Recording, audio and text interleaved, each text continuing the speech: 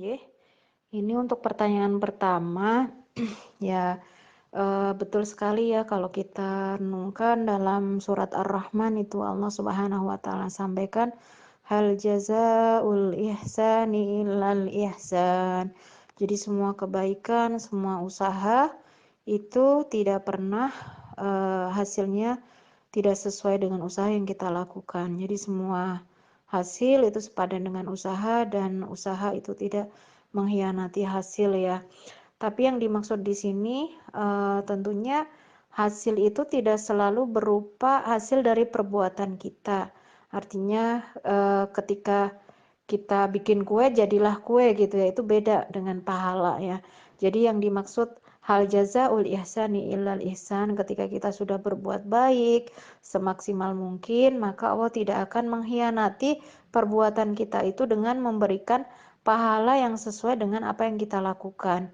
Jadi balasan itu tidak selalu berupa hasil yang sifatnya duniawi ibu-ibu, tapi juga ukhrawi gitu ya, ukhrawi. Jadi maka apa yang dilakukan oleh Nabi Nuh misalnya, beliau mendakwahi kaumnya selama 950 tahun, kemudian juga istrinya tidak mengikuti ajakannya, bahkan putra tercintanya itu tidak ada ruginya sama sekali. Ya, tidak ada ruginya sama sekali karena masing-masing nanti kita di akhirat itu bertanggung jawab atas diri kita sendiri. Adapun yang kita lakukan itu justru dalam keadaan seperti itu betul-betul teruji gitu ya, lillah atau bukan lillah gitu.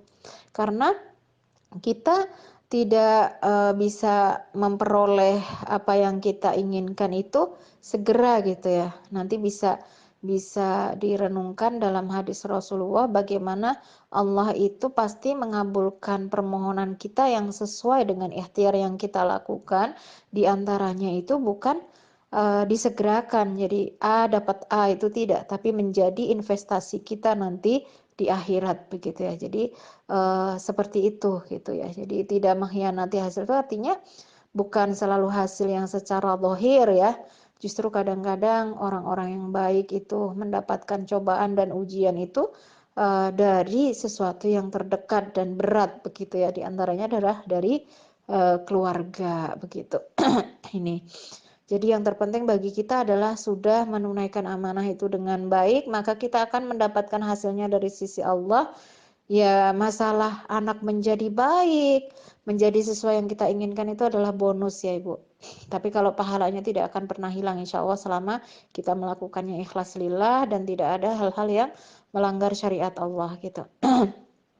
Kemudian yang kedua, bagaimana tips untuk membuat anak itu ringan dan tidak banyak alasan ketika diajak beribadah.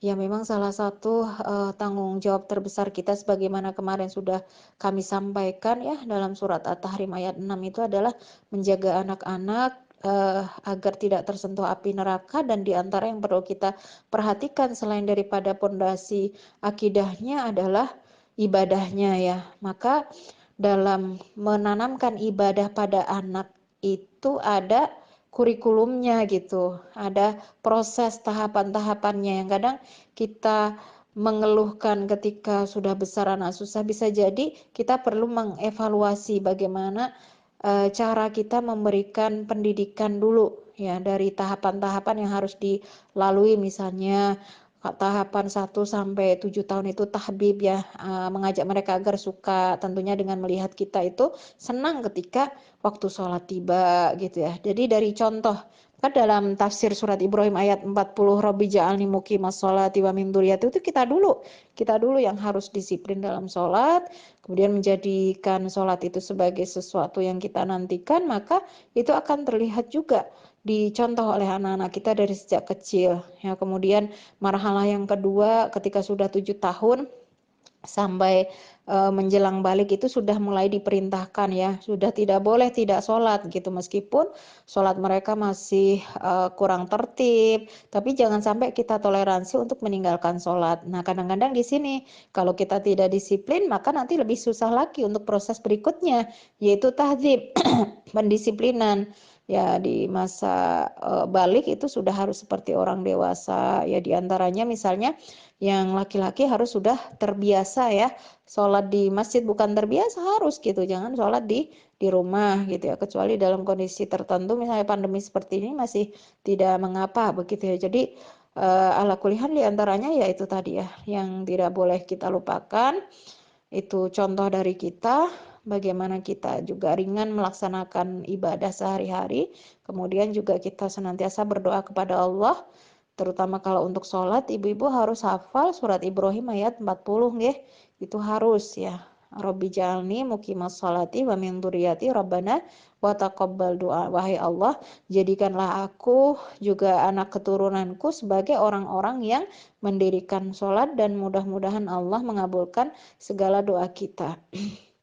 Kemudian untuk pertanyaan yang ketiga, mensiasati penggunaan gadget di masa PJJ ini memang menjadi keluhan yang paling banyak ya dari siapapun termasuk saya sendiri ya Bu ya.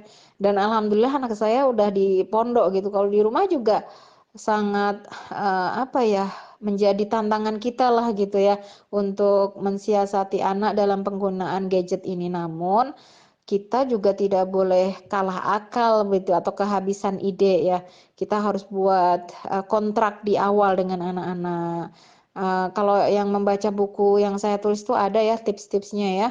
Misalnya satu ya, kita harus punya kesepakatan waktu. Kapan anak boleh memegang gadget dan kapan sudah tidak boleh lagi. Karena memang ya tentunya harus kita edukasi bahwa pemakaian gadget dalam waktu yang lama itu akan menimbulkan efek yang tidak baik begitu ya. Kita bisa carikan video-video tentang itu, artikel-artikel tentang itu ketika anak sudah bisa menerima penjelasan lebih mendalam ya. Kemudian juga kita batasi tempat juga Ibu ya.